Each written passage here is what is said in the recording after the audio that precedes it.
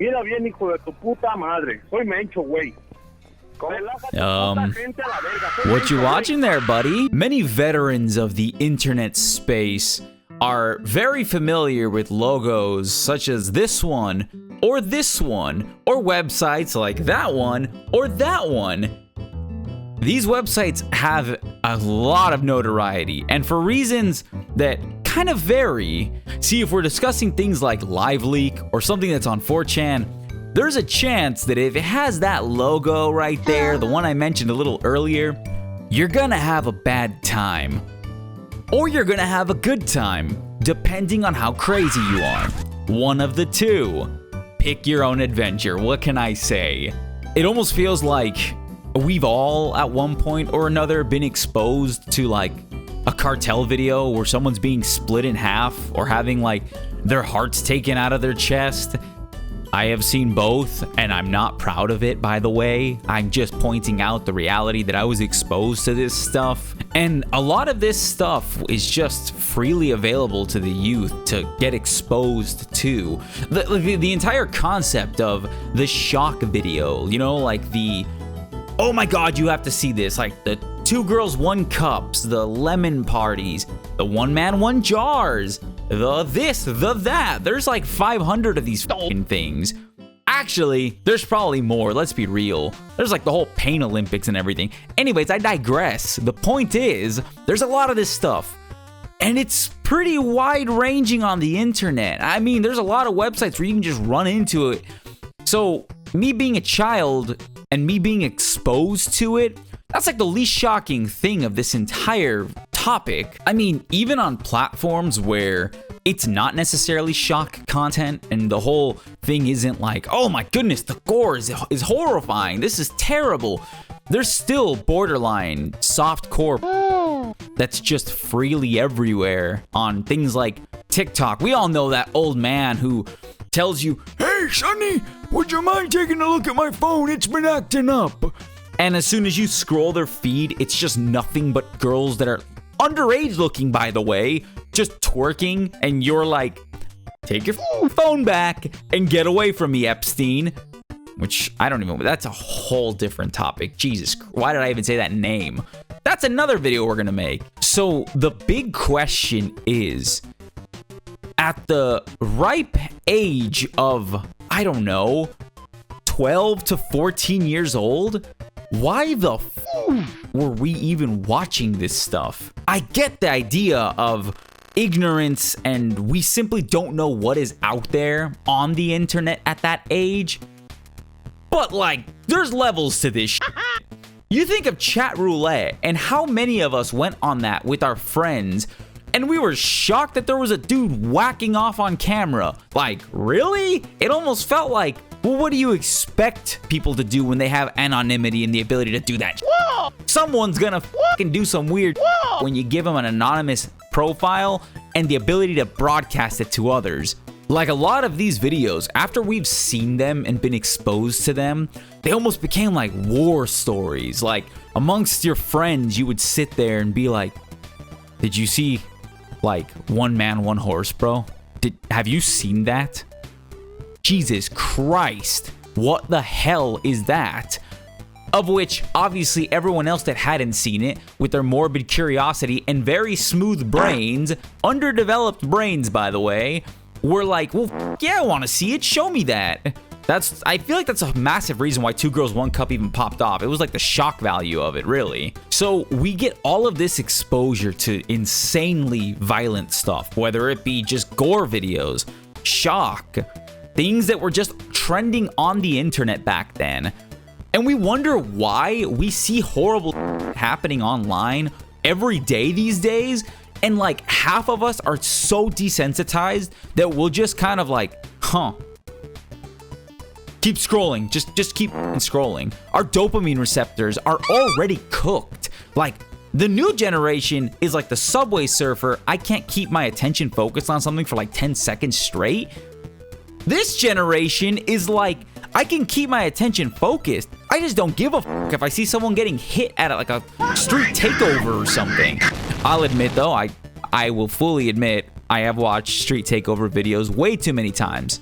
I'll admit, I will fully admit, if I see somebody doing like the big old donut and they send some fucking flying, I have tuned in pretty much every single time. Sorry.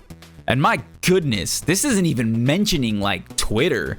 Oh my God, Twitter is a cesspit.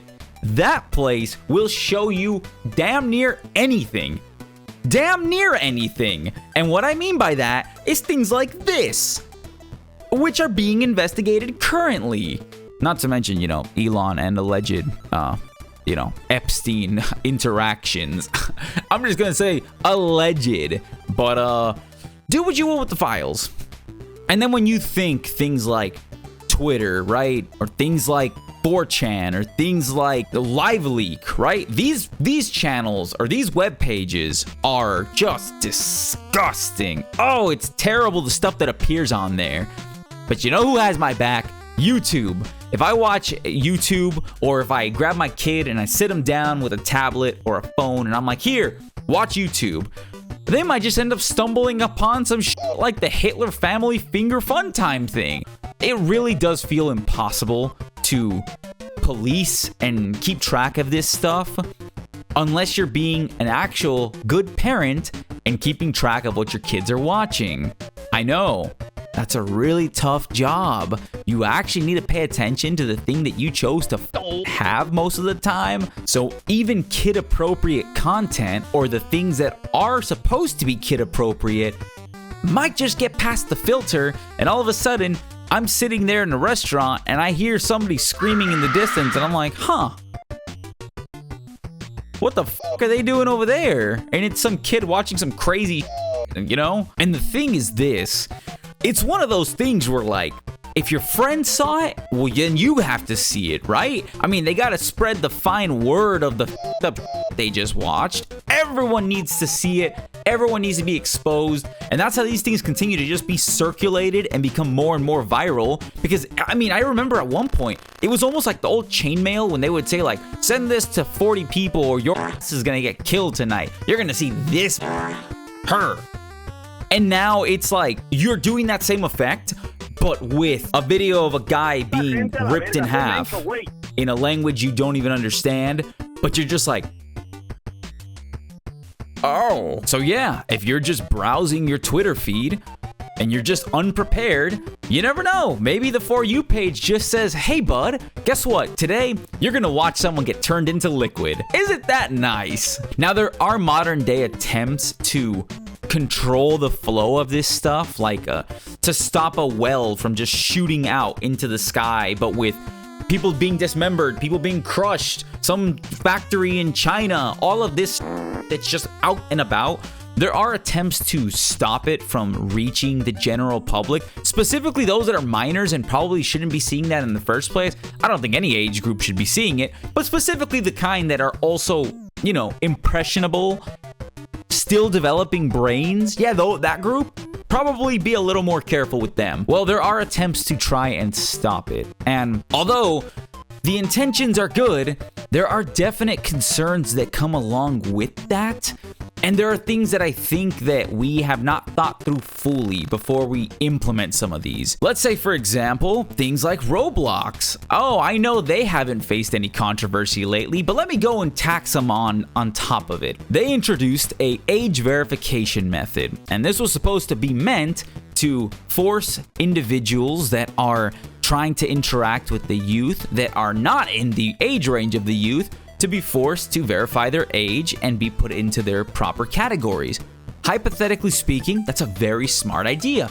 Why not force individuals that might try to prey on others to prove how they look in order to categorize them? The problem is, it required a photo identification to be uploaded, of which the predators simply began to create fake AI renditions of children that they were trying to pose as in order to be funneled amongst a very specific group. So you went from everybody can access everybody and there are predators to, well, now I'm just gonna make myself look like a 7 to 10-year-old kid so that I get put with only 7 to 10-year-olds. You can see why this is a problem.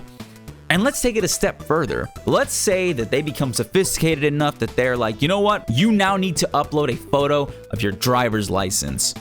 Now that is something that is it's probably a little bit more difficult to falsify, but here's the real kicker. Cybersecurity experts or anybody really knowledgeable on the way this works would make the argument, well, what happens if the servers get hacked? What happens if there's a cybersecurity event in which all of the data being stored on these servers is suddenly exposed to the public?